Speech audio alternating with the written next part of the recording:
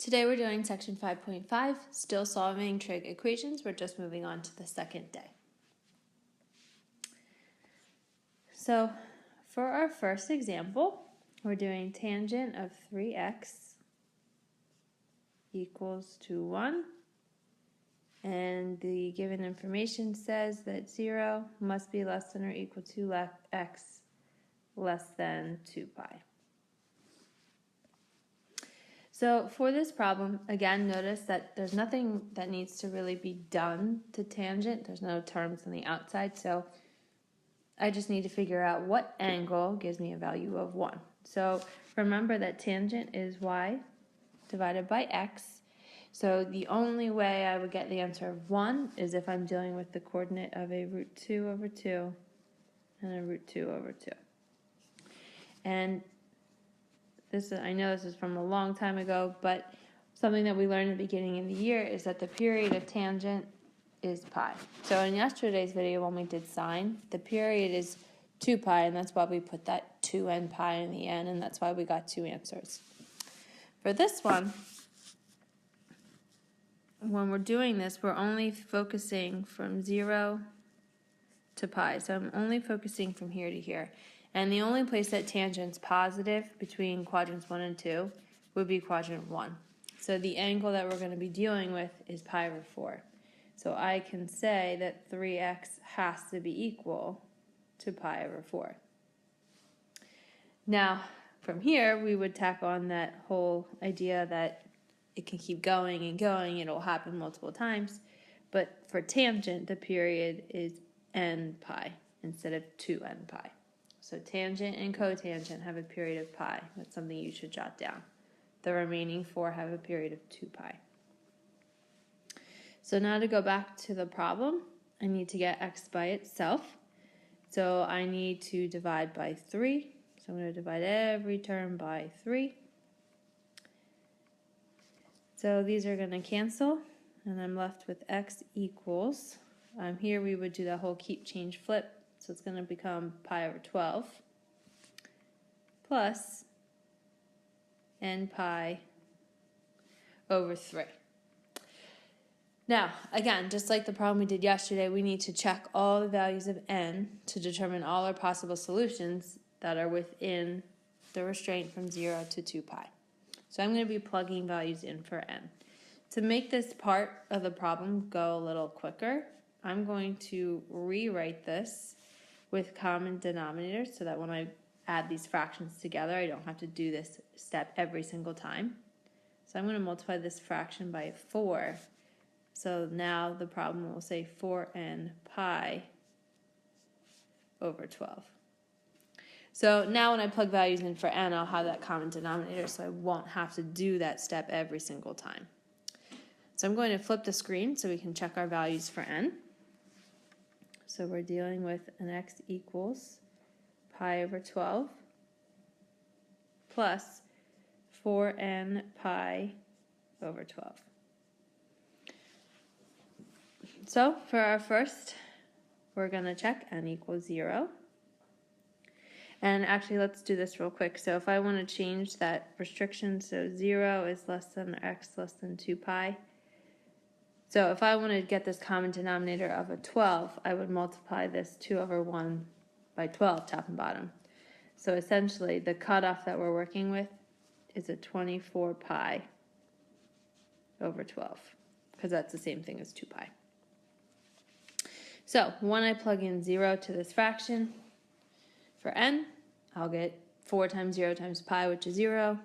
0 divided by anything is 0. So my first answer is pi over 12, because pi over 12 plus 0 is pi over 12. So next one we'll check is n equals 1. So I have x equals pi over 12 plus 4 pi, because 4 times 1 is 4, over 12. Notice we set ourselves up with common denominators, so I can just add it, and I get 5 pi over 12. So there's our second answer. That's still within the restriction. Our next one is n equals 3. So I'm going to do pi over 12 plus, or sorry, that shouldn't be 3, that should be 2. So 4 times 2 times pi will be 8 pi over 12.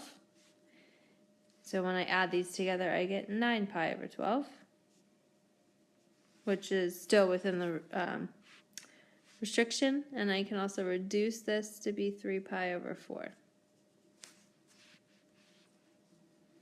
Okay, so our next one is n equals 3. So now we're doing n equals 3. So I have x equals pi over 12 plus, so 4 times 3 times pi is 12 pi over 12. And I have those common denominators, so I don't want to reduce that fraction because I have the common denominators. So I get 13 pi over 12. So we're still good. So we're going to keep going until I get to that point where I cross over. So blue for our n equals 4. So here we'll have x equals pi over 12. So 4 times pi will be 16 pi over 12. So when I add these together, I get 17 pi over 12. So you're going to notice that I'm still good to go. I haven't crossed over, so I can check my next one, and that's n equals 5. So x equals pi over 12. 4 times 5 times pi will be 20 pi over 12, which is 21 pi over 12. And I can reduce this by 3, so I'll get a 7 pi over 4. So again, 21 pi over 12 is still within the restriction, so I keep going. So now we're testing n equals 6, and I have x equals pi over 12. So 6 times 4 times pi is 24 pi over 12. And when I add these together, notice I get 25 pi over 12, which is too big. So this scenario is out. No good. So final answers for this problem are our 6 angles right here that did not go over. Typically our problems would not have this many solutions, but here is an example where it could have almost as many solutions as this. Okay, so we're going to do one more example for today.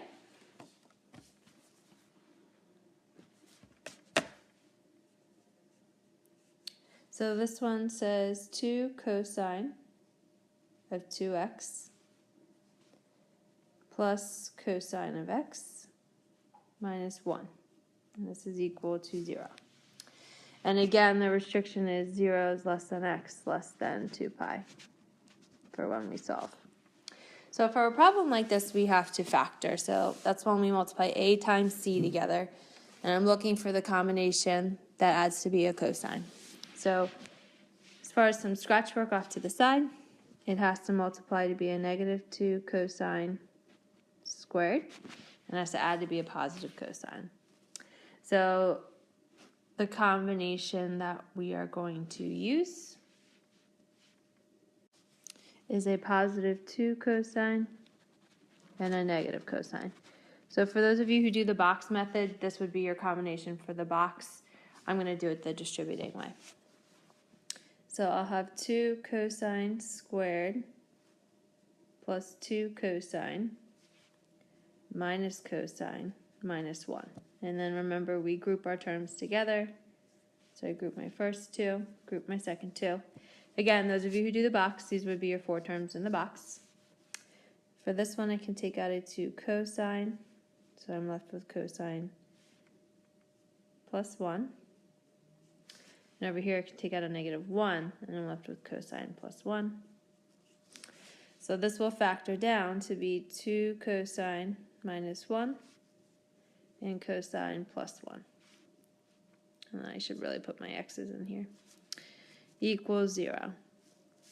And now I set both binomials equal to 0.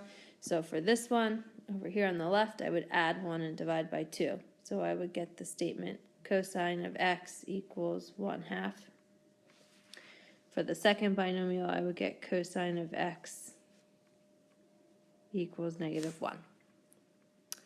And now we got to figure out what angles match this. So cosine is the x part of the coordinate. So 1/2 is located in the x part of the coordinate when our denominator is a 3. And I know cosine is positive in quadrants 1 and 4. So it's going to be pi over 3 and a 5 pi over 3. For cosine of x, the only time I have a coordinate with a -1 in the x spot is when the coordinate's -1, 0, and that goes with a pi. So my other answer is pi. And these are our three solutions to the problem. So that's all for today. We'll pick up with this tomorrow.